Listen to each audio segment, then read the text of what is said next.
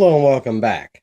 So I get a lot of questions about dimple locks, and um, and so I thought I would just go ahead and make a video covering what my opinions on dimple locks and how I pick them.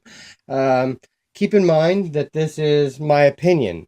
A lot of people there's going to be people that might disagree with what I say in this video, but this is what works for me. So um, take my opinion, apply it, see if it works for you. If you like it, great. If you don't, you don't have to use it. But at any rate, I figured I would throw this out here so that I could maybe help some people, because I hear a lot of people being frustrated with dimple locks, and they're having trouble with them. So I figure rather than field all the questions one at a time, let's see if I can cover a lot of them in this video. If you have any other questions about dimple locks that I don't cover in this video, feel free to comment and ask the questions, and I will gladly answer any questions. But there's a lot of things to consider when picking dimples, especially when starting out and practicing. Your first dimple lock should not be something of a high quality nature. Find your less expensive, lower quality dimple locks on eBay. They, usually $25 or less, you can find some pretty inexpensive, lower quality dimple locks that are not pin and pins or sliders, or which sliders are totally different than dimples, but some of your, this one's a pin and pin canard that I picked yesterday, but find some of your lower end locks, because they're going to open a lot easier for you, and you're going to get a feel for dimples a whole lot quicker than being just frustrated with them and not knowing why it's not opening. So find the right lock. That plays a huge factor in learning dimple locks. Next thing I would say is you're going to want to find the and also things to consider with our locks. Let me go back up a second here. Start with dimple locks that don't have spring tension on the core. This one has a very heavy spring tension on this. Padlocks are probably not the best thing to start with when you're picking dimple locks to start, because you're going to fight balancing that tension from the core, as well as learning how to set dimple pins. So honestly, I say don't start with padlocks. Start with Euro cylinders, mortise cylinders, anything that doesn't have spring tension on it, because I think that's going to help a lot. Excuse me. Next thing, like I said, once you've found the correct lock, find the right pick. And this is huge. This is probably the most important part. Finding a good dimple picks is not necessarily the easiest thing to do. I think Southord makes a nice set. Spooks makes a nice set. I've always kind of made my own. I've made them out of windshield wiper inserts, or Bosnian Bill just did an excellent video on this. Buy the Goso ones. They may not be the right shape to start with, but you can modify these. You pull these handles off, you modify these to the way you want, and then you can either put the handles back on or dip and make your own handles, which I did, even whenever I had my own windshield wiper insert ones. But he made an excellent video on that. It's in my favorites list. If you guys go to my favorites list, just, check it out. It's a really good video for that. You're going to want, let's cover some of my dimple picks that I use. Here is a standard flat flag, which is right here. And then my shorter small flat flag. I have two sizes, one for tighter keyways and one for my full size keyways. Those are my flat flags. They are flat, but they are both very, very smooth. You don't want, having rough edges on any pick is like trying to feel through a glove. It's going to mute any feedback that you get. Let's see. I've got this is a very extreme, no, this is my short curve. Come on, focus. Wrong spot. Come on. I was dreading this. There you go. Now you can see that is a kind of a lazy curve, or not really even so much of a lazy curve. And then you have your extreme curve flags. More like that. There you go. You guys can see that. But you'll notice that my pick handles are very small, and they're not round either. These are ovaled, and these are squared. And I did that on purpose, and I also made sure that they're not big. And I will cover why I don't like big pick handles in a bit. These are probably the largest I would use. The ones that I see a lot of people with the screw-in handles, those are too big for me. And I think that starting out, I think those may not be beneficial for me. When I was starting out, obviously I didn't start with those, but I quickly learned why I wouldn't like bigger handles. I like nice heavy handles on a lot of things, but not on dimple locks. And I will go ahead and explain. I'll just go ahead and explain that. When you are picking dimples, you're turning. And the bigger the handle, the more of an extreme you're going to turn. With the smaller handle, it takes a lot more for me to turn to get it to that point.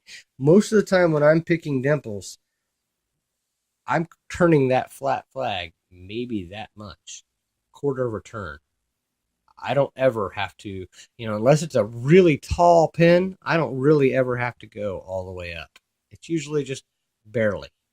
So very small movements when you're picking a dimple lock, and go slow. Feel what you've got inside the lock. Find the pins. Let's put one in the vise for you guys to see what I'm talking about. We'll use this. We'll use the canard. There are things to consider when picking dimple locks, as far as techniques. And this is probably the most important thing I can give you guys as far as picking dimple locks. Number one, warding is our friend in dimple locks. It's not the same as pin tumblers. We like the warding. This lock, which is a cam lock, becomes very difficult because it does not have any warding in it. And I don't know how well my camera's picking that up, but there's no warding in this. It's just an open hole. So the reason why we like warding in dimple locks is for two reasons. Number one, it gives us an index for our pick. If we want to pick from that side, I can index off of the warding on this side. Or I can work off this side of the lock and index that side.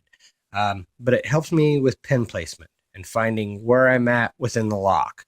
When there's no warding, you don't know where you can go off of this side. But if you're picking on this side, you're kind of floating out here and you just don't know where you're picking.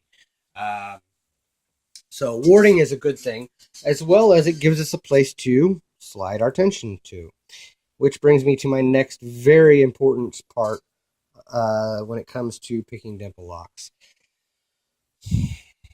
Always pick in the opposite direction that you're tensioning. So the best way for me to show you guys this, and what I mean is if I'm tensioning this way and I'm picking up.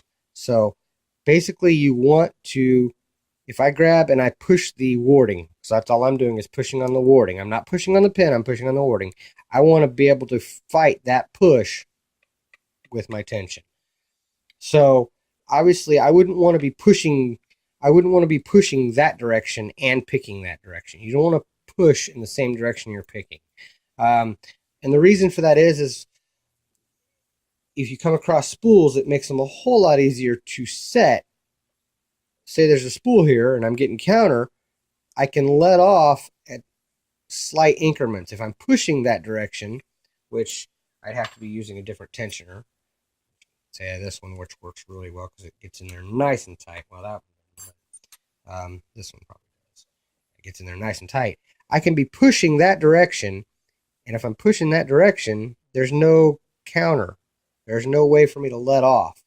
Um, so I think that plays a big part. Always tension the opposite direction you're picking. Um, that plays a big part in picking. Which brings me to another little technique that I have. If I overset, which you guys have seen me overset pins a bunch, I do it a lot. Um, a lot of times, I know where that warding's at, so I do it either inside the lock or I might even come out to the front of the lock, and I'll push against that warding just enough and let off tension just enough to let one or two pins drop. And a lot of times that'll bring them back down, put me back into a false set, or it'll drop the right pin down so that when I go back in and find that pin to pick it. Now, when you first start picking into a dimple lock, the thing that I don't think too many people have explained about tension, which is very important. Heavy tension in the beginning, go through, find your first binder, let off your tension a little bit, not all the way, but just let off slightly on your tension, soften it up a little bit, pick the pin, and then go back to heavy tension and find your next one. So it's varying your tension back and forth. It's not constant tension, because I think you could probably do it that way, but I think that you get a whole lot better feedback when you let off just a little bit. Now, obviously, when you have spools, you're heavy tension the whole way and follow that through until it sets. Otherwise, you're going to drop everything when you're setting a spool, but that's basically the same technique that you would use when picking a pin tumbler. The only problem is the balancing act in between picking spools is a little bit more difficult with dimples. So again, start with the lesser locks, the lower quality ones. They don't have spools in them. Makes it a little easier to learn to set the pins. Then work on your spools and work, serrated pins in dimple locks I don't think play nearly the part that they do in regular pin tumbler locks. So I think spools are the hard thing when it comes to the dimple locks. Again, this is just my opinion. I'm sure there's people out there that might disagree with me, but in my experience, spools are much harder in dimple locks. Let's see, I've covered the warding. I've covered making sure you know where the warding is and the pins are. Go through, find your pins to begin with. Find out where they stop in the back and where they're at in the front. Then the other, I've talked about making sure you tension the right direction, varying your tension. I've told you guys the overset trick that I use a lot, where I just come up and I push on the warding and let one or two pins drop, kind of check it out.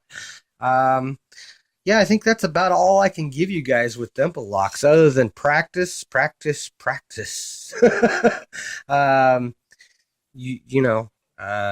pick every day. And then the other thing is, know when to walk away. If you're getting to that point where you don't feel like you're making any progress, step away from it. Step away from it for 15 minutes to an hour to 2 hours, whatever. Just walk away from it. Come back to it later and try again. A lot of times just getting away from it for a minute will help. But I hope this video was helpful. I hope that you guys enjoyed this video. I always want to try to help out my subscribers. Anybody that asks me any questions, I'll do my best to answer you guys. Hopefully you guys enjoyed this. Thank you guys for watching. Thank you for your time, and don't break the law.